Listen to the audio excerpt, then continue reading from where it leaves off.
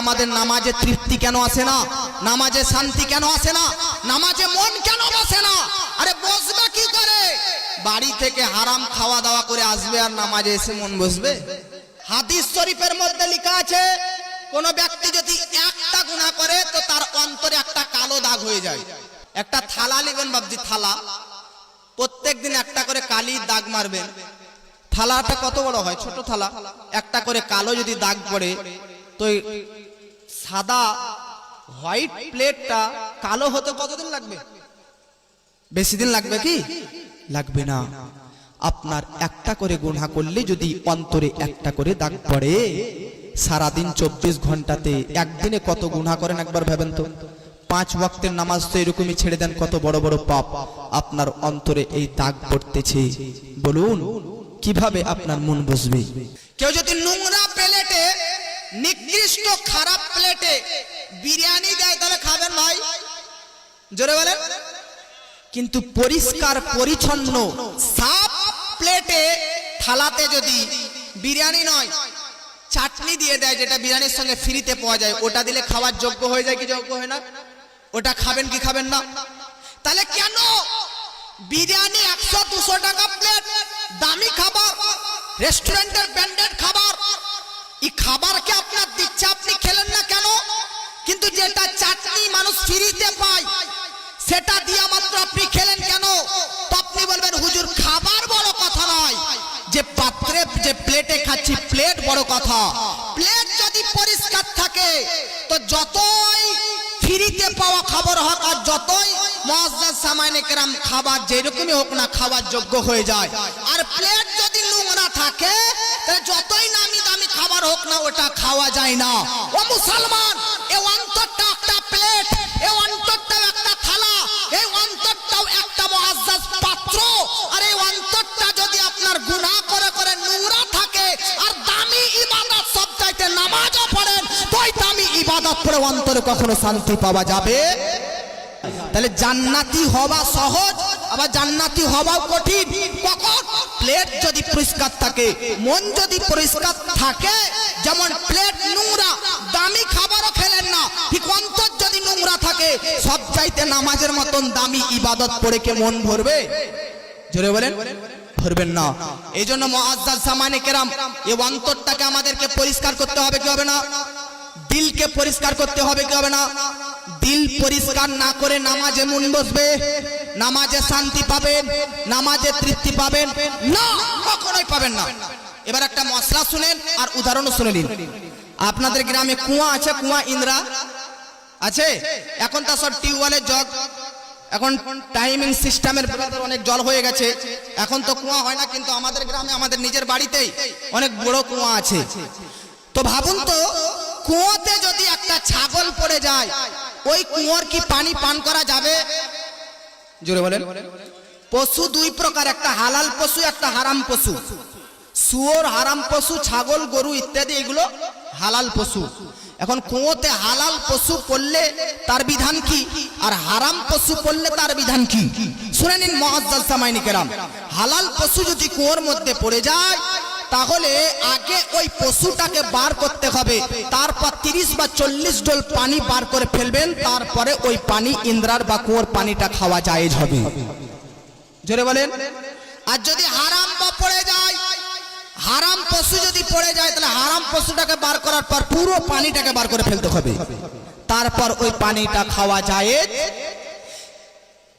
তাহলে পশু হারাম হোক বা হালাল, কুয়োতে যদি পড়ে থাকে ওই পানিটা কি খাওয়া জায়েজ হবে? হারাম হোক বা হালাল, বার করার পর ওর বিধান আলাদা আছে, ঠিক আছে? কেউ বলছে 40 ডোল, কেউ বলছে 50 ডোল, কেউ বলছে পুরো পানিটাই বার করতে হবে, এটা বিধান পরে। কিন্তু পশু পড়ে আছে ইন্দ্রাতে আর 100 ডোল পানি যদি বার করে ফেলেন তাহলে পানি পান করা যাবে? এখন ইন্দ্রাতে আছে আর 100 ডোল কি 1000 ডোল বার করলে পান করা যাবে? যাবে না। পুরো পানিটাই বার করে ফেললে কি যাবে? যাবে না। কেন? এখন পশুটাই তো পড়ে আছে। তাহলে মুসলমান, মূল কথা হচ্ছে যতক্ষণ পর্যন্ত কুয়া থেকে, ইন্দ্রা থেকে, আজকে গর্ত থেকে আপনি ওই পশুটাকে বার করে না নিক্ষেপ করবেন, বার করে না ফেলবেন, ততক্ষণ পর্যন্ত ওই পানি যেমন পান করা যাবে না, পানি পান করার যোগ্যতাও হবে না। পানি পান করার জন্য আপনার তৃপ্তি শান্তিও মনে হবে না, ঠিক সেই রকম এই অন্তরটা একটা কুয়োর মতন, এই অন্তরটাও একটা ইন্দ্রার মতন, আর পশুর মতন গুনাহ করে দাগ পড়ে আছে আমাদের এই অন্তরে। অতএব এই দাগকে যতক্ষণ পর্যন্ত না তুলবেন ততক্ষণ পর্যন্ত আপনার এই অন্তর দ্বারা কোনো ইবাদত করে মজা পাওয়া যাবে না। জোরে বলেন, যাবে না। এই জন্য আমাদের সিস্টেম কি, অন্তরকে পরিষ্কার করার জন্য, দিলকে সাফ করার জন্য, দিলকে পরিষ্কার করার জন্য কি করতে হবে? দয়ার নবী আকা মুস্তাফা সাল্লাল্লাহু তাআলা আলাইহি ওয়াসাল্লাম বুখারী শরীফ সহ আর অন্যান্য হাদিসের মধ্যে আমাদেরকে জানিয়ে দিয়েছে, তোমরা বেশি বেশি করে ইস্তেগফার করো, তওবা করো, আর তোমরা দেখো তোমাদের অন্তরটা পরিষ্কার হয়ে যাবে। জোরে বলেন।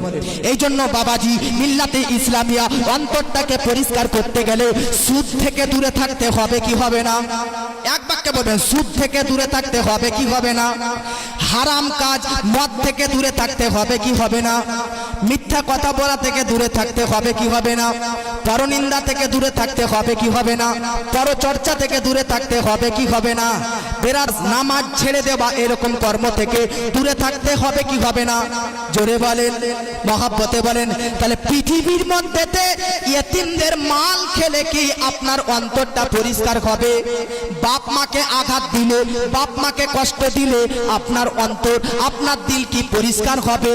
এই জন্য বলি বেরাদার, এই সমস্ত যাবতীয় পাপ থেকে নিজেকে তওবা করুন, নিজেকে মুআজ্জাজ বেরাদার মিল্লাত ইসলামিয়া দূরে রাখুন, নিজেকে বিরত রাখুন। দেখুন মুআজ্জাজ জামাইনে কেরাম, আপনাকে ইবাদত করে মজা হবে। ইমাম সাহেব যদি 10 মিনিট থেকে কেরাত শেষ করে, তো আপনি ইমাম সাহেবকে নিজে থেকেই বলবেন, হুজুর 20 মিনিট ধরে কেরাত করবেন, নামাজে শান্তি পাচ্ছি না, আরেকটু বড় করে রুকু করবেন, আরেকটু বড় করে সাজদা করবেন, আরেকটু বড় করে কেরাত করবেন। এই জন্য তো বেরাদার মিল্লাত ইসলামিয়া বড় বড় বিশ্ববিখ্যাত সাহাবী রাসূলুল্লাহ, তিনারা যখন নামাজ পড়তে আরম্ভ করতেন, তিনারা যখন নামাজ পড়তে শুরু করতেন, টাইমের কথা ভাবতেন না, এমন ভাবে নামাজ পড়তো, এক একটা সাজদাতে ফজর পর্যন্ত কাটিয়ে দিতেন, এক একটা রুকুতে বেরাদার ফজর পর্যন্ত টাইম লাগিয়ে দিতেন, এক একটা মুআজ্জাজ কিয়ামে এক একটা সূরা পড়তে পড়তে ঘন্টার পর ঘন্টা কাটিয়ে দিতে। এই জন্য মুআজ্জাজ জামাইনে কেরাম, কারণ তাদের অন্তরটা ছিল পরিষ্কার, তার হারাম কাজ থেকে দূরে ছিল, হারাম কাজ থেকে দূরে ছিল। ওগো মুসলমান, মনে রাখবেন বাবাজি, মোট কথা হচ্ছে আপনি যদি নামাজে শান্তি পেতে চান, নিজেকে আল্লাহর ওলি তৈরি করতে চান, নিজেকে সৎ ব্যক্তি করতে চান, ওয়ানলি ওয়ান, একটাই কথা আপনি শুধু আমার মুখ থেকে নিয়ে চলে যান, নিজেকে যদি ওলি করতে চান, তাহলে এই সমস্ত হারাম জাতীয় কাজ থেকে নিজেকে পরেজ করবেন, আর খাবার দাবার থেকেও নিজেকে পরেজ করবেন। বুঝতে পারলেন না? আমরা যদি হারাম খাই, এই মেন হচ্ছে খাবার, এই খাবারটা নাফসকে বহুত দুর্বল করে দেয়। এই জন্য মুআজ্জাজ জামানে কেরাম ভেবে চিন্তে হালাল অর্জন করে হালাল ভাবে খাবেন বেরাদার মিল্লাত ইসলামিয়া।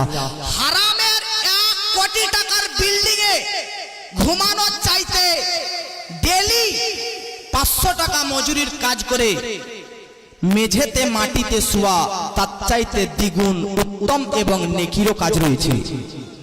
হারামের টাকাতে বাইক চালানোর থেকে হালাল ভাবে সাইকেল কিনে বাড়ি থেকে বাজারে এখান ওখান যাওয়া নেকির কাজ রয়েছে। হারামের টাকা থেকে মুআজ্জাজ জামানে কেরাম মিল্লাত ইসলামিয়া আজকে মুআজ্জাজ পোশাক বানানোর থেকে আপনি মুআজ্জাজ পুরাতন পোশাক পরিষ্কার করে পরবেন, আপনার বেশি আল্লাহর দরবারে এটা গ্রহণযোগ্য কবুল হয়ে যাবে। কেউ যদি সুদের টাকাতে, কেউ যদি হারামের টাকাতে মুআজ্জাজ জামানে কেরাম কাপড় পরে জামা পরে এসে নামাজ পড়ে, নামাজ হবে কি হবে না আমি বলতেছি না, কিন্তু তার নামাজ কি কবুল হবে? জোরে বলেন, হবে? হবে না। কারণ নামাজের জন্য শর্ত হচ্ছে তাহারাত, পবিত্রতা। তো শুধু শরীরের পবিত্র হওয়া শর্ত মনে করবেন না, শরীরের মধ্যে যে সমস্ত জিনিসপত্র আছে ওগুলোও পবিত্র আছে কি দেখবেন। আপনার জামা, আপনার পোশাক হারাম টাকাতে তো ক্রয় করা নাই। এই জন্য মুআজ্জাজ জামানে কেরাম হারাম টাকাতে জামা ক্রয় করে নামাজ পড়বেন না। আর অনেকজন ব্যক্তিকে যায় হারাম টাকা দানও করে, দান করে কি করে না, মানুষের মেরে খায়, সুদ খায়, নানান রকমের পন্থায় হারাম খায়, আর এই হারামের টাকায় মানুষ দান করে। তো হারামের টাকাতে একজন ব্যক্তি বলছে দান করা যাবে, তো তাকে একটা মুফতি সাহেব খুব সুন্দর উত্তর দিয়েছিলেন, হারামের টাকাতে দান করা মানে পবিত্র পোশাককে, এই নাপাক পোশাককে, এটা ধরেন নাপাক, হারামের টাকাতে দান করা মানে কি? তো বলতেছে নাপাক কাপড়কে পবিত্র করার জন্য পেশাব দ্বারা ধৌত করা। আপনার এই কাপড়টা অপবিত্র, তো একটা পবিত্র পানি দিয়ে ধৌত করতে হবে কি হবে না? কিন্তু পবিত্র নয়, পেশাব প্রস্রাব দ্বারাতে ধৌত করা। নাপাক কাপড়কে পেশাবের দ্বারা ধৌত করা যেমন, হারাম টাকা দান করা হচ্ছে তেমন। এক তো হারামের টাকা দান করা হারাম বটে, দ্বিগুণ হারাম হয়ে গেল ওটা দান করলেন বলে। কেন?